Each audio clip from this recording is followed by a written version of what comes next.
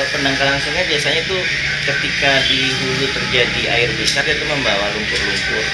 Salah satunya, yang kedua juga sampah-sampah yang mengendap ketika kondisi air itu kering atau di musim-musim kemarau. Ada perbedaan Pak dari tahun Bapak bertugas 99 sampai sekarang, ada perbedaan nggak kedalaman sungainya?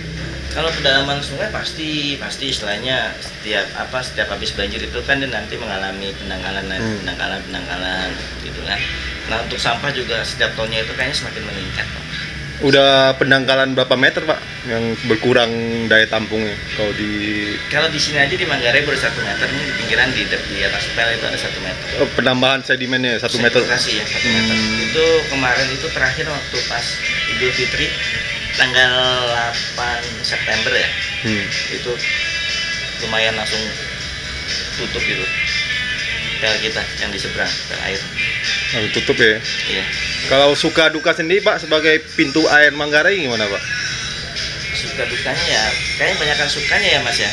Tapi kalau dukanya itu paling seperti ini Mas, kalau kita tuh menghadapi masyarakat yang istilahnya tidak percaya ketika saat terjadi banjir, Pak pintunya tolong dibuka gitu kan, dia ambil nadanya keras sambil marah-marah gitu kan.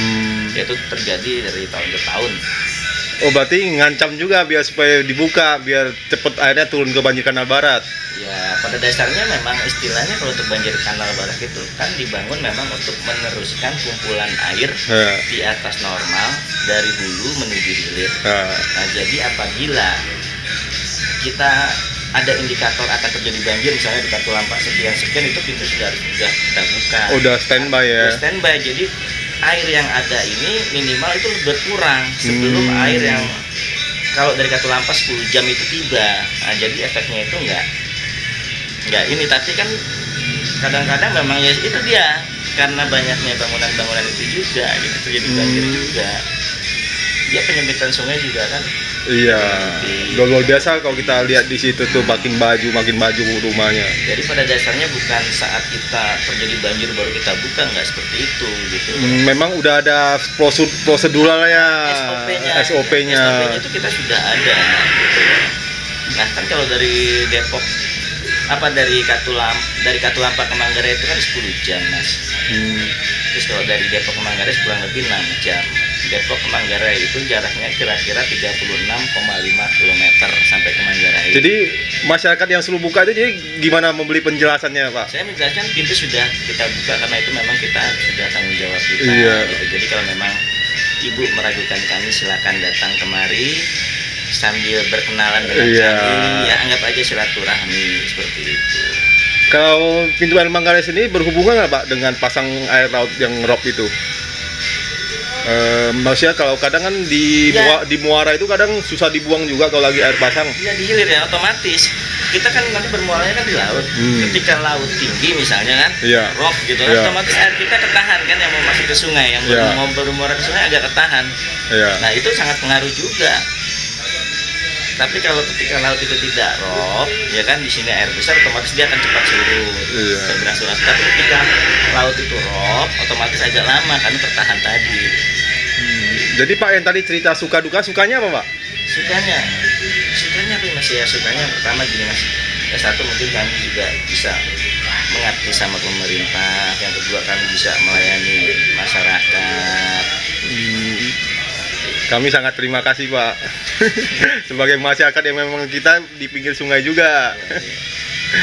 Dan untuk sendiri jaringan komunikasi peringatan dini udah sangat bagus ya Pak ya? Kalau peringatan dini kan kita sudah ada Pak dari dinas sendiri namanya early warning system.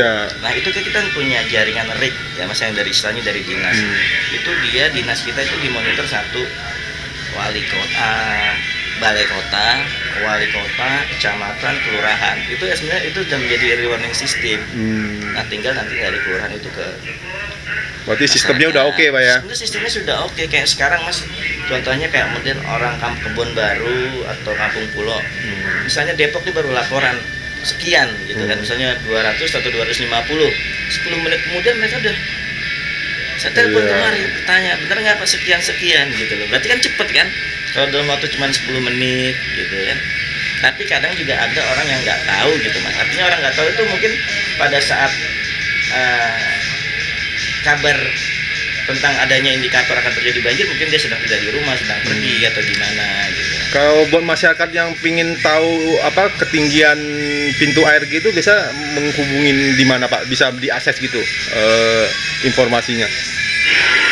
Ada Mas di internet juga ada. Di internet ya, sama di media juga ada radio Pak ya. Iya, di Telkom dia pasang CCTV. Iya, dan saya dengar juga sekarang kelurahan itu juga udah ada langsung kelurahan dikasih tahu dari kelurahan gitu. Ada misalnya daerah-daerah rawan banjir memang udah ada kelurahan, udah antisipasi ketinggian dikasih tahu ke warganya. Nah, itu dia tadi yang early warning system itu kan dari balai kota dimonitor ke wali kota, terus ke kecamatan, kelurahan. Iya. Itu alhamdulillah Pak ya. Pesat kolak segala macam itu warning system. Terus yang terakhir Pak, untuk kesejahteraan petugas sendiri gimana Pak menurut Pak Dodo?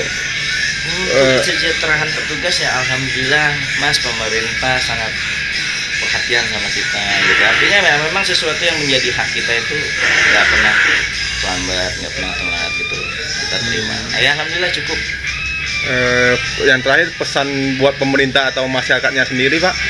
Pesan kalau untuk pemerintah ya yang pertama mungkin untuk khusus untuk menangani Das Ciliwung yang sering terjadi banjir ya, itu untuk lebih intensif lagi melakukan normalisasi sungai. Mungkin normalisasi itu baiknya dilakukan dari hilir dulu sampai ke hulu, ke agak ke atas ya. Kalau normalisasi sungai. Yang kedua kalau untuk masyarakat ya untuk ditingkatkan kesadarannya untuk tidak membuang sampah ke dalam sungai. Untuk memasuki musim penghujan pada masyarakat ya untuk lebih meningkatkan